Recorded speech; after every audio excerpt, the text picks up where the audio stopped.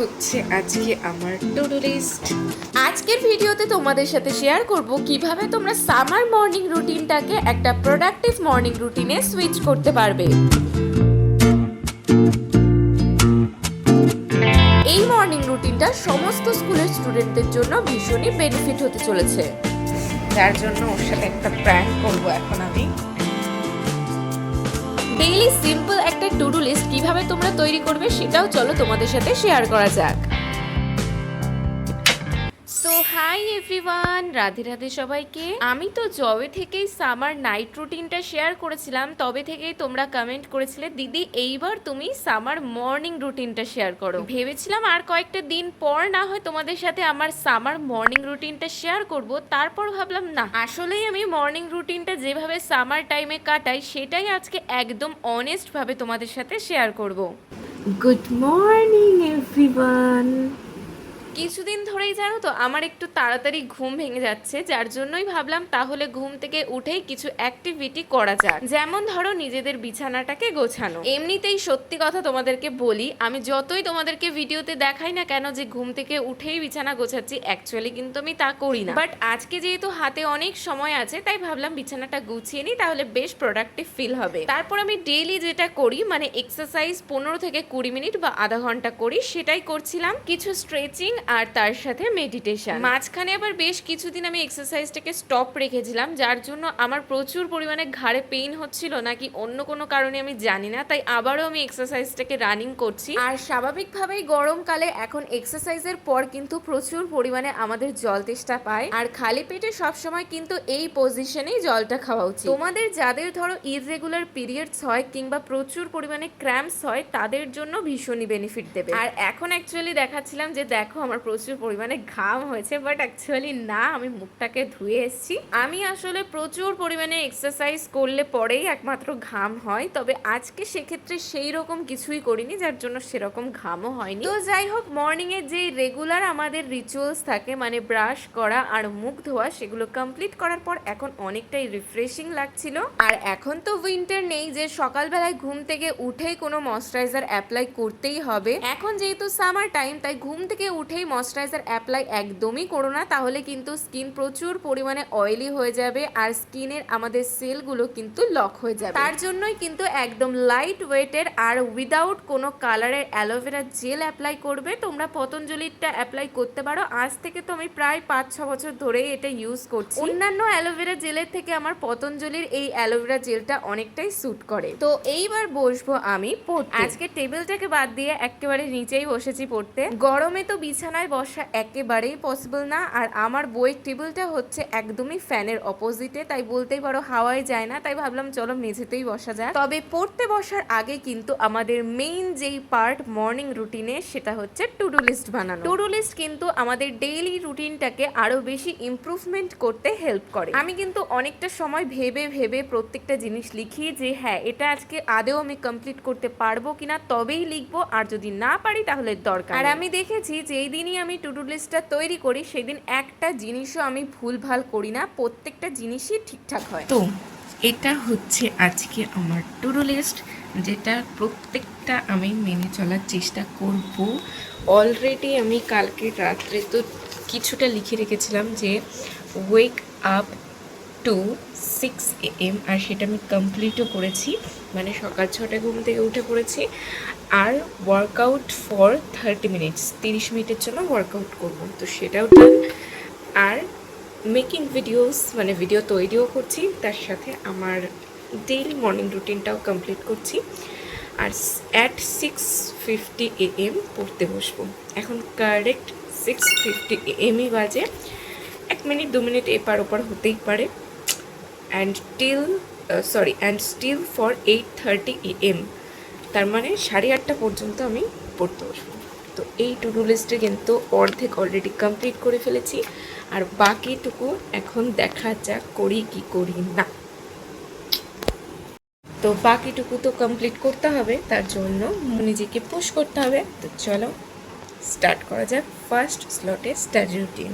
এতটা ডিসক্রিপ্ট আকারে বলার তোমাদের একটাই কারণ, তোমরা অনেকেই প্রশ্ন করো যে দিদি তুমি টু ডু লিস্টটা তৈরি করো অ্যাকচুয়ালি কিভাবে, বা কি লেখো কাগজের মধ্যে, বক্স কেন দাও, সেটা আমি ক্লিয়ার করে দিলাম। যখনই একটা করে ওয়ার্ক আমার কমপ্লিট হবে সাথে সাথে বক্সে একটা কিন্তু টিকমার্ক পড়ে যাবে। আর আমি না হঠাৎ করেই খেয়াল করলাম যে আমার গলার সাইডগুলোতে প্রচুর পরিমাণে ঘামাচি হয়েছে, আর গরমকালে এটা একদমই নর্মাল ব্যাপার, তাই গরমেরই পাউডার ইউজ করছিলাম যাতে একটু ঠান্ডা ঠান্ডা ফিল হয়। আর তাছাড়াও পড়তে বসে বারবার ইচিং এর প্রবলেম হলে একদমই কিন্তু বিরক্ত লাগে। তো নাও এইবার আমি বসবো পড়তে। আমি বসেছিলাম সায়েন্সের একটা স্যারের নোট নিয়ে। তোমাদের এই কোয়েশ্চেনটার অ্যান্সার আগে আমি ক্লিয়ার করে দিই, কারণ তোমরা ম্যাক্সিমাম ভিডিওতে যখনই আমি স্টাডি রুটিন শেয়ার করি এই কমেন্টটা তোমাদের থাকেই থাকে, সেটা হচ্ছে দিদি তুমি কি সায়েন্সের স্টুডেন্ট বা তোমার কি ব্যাকআপ সায়েন্সের। কারণ আমি ম্যাক্সিমাম ভিডিওতে তোমাদেরকে বলি যে আমি ফিজিক্স পড়ছি নয়তো বায়োলজি পড়ছি, তো তোমাদের স্বাভাবিক এই কোয়েশ্চেনটা আসাটা।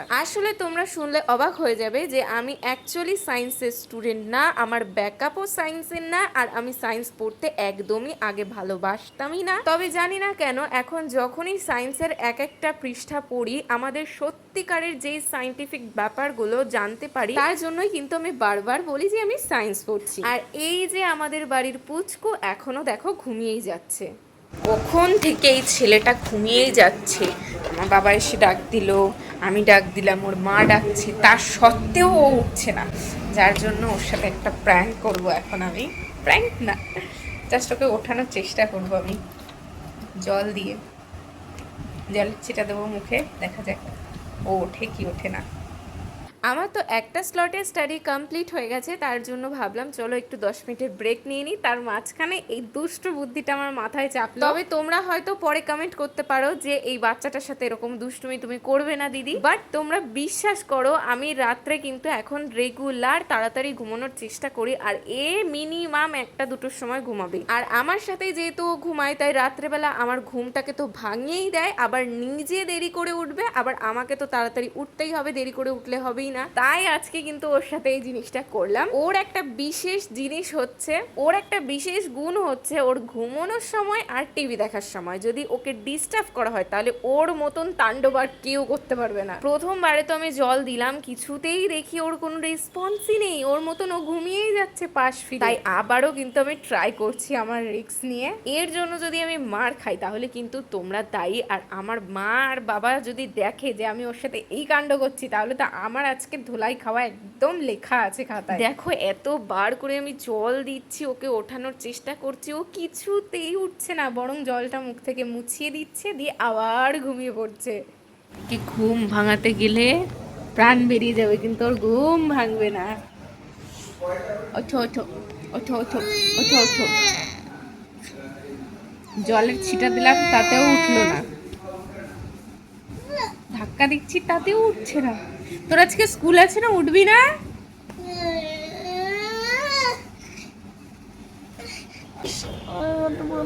কেন?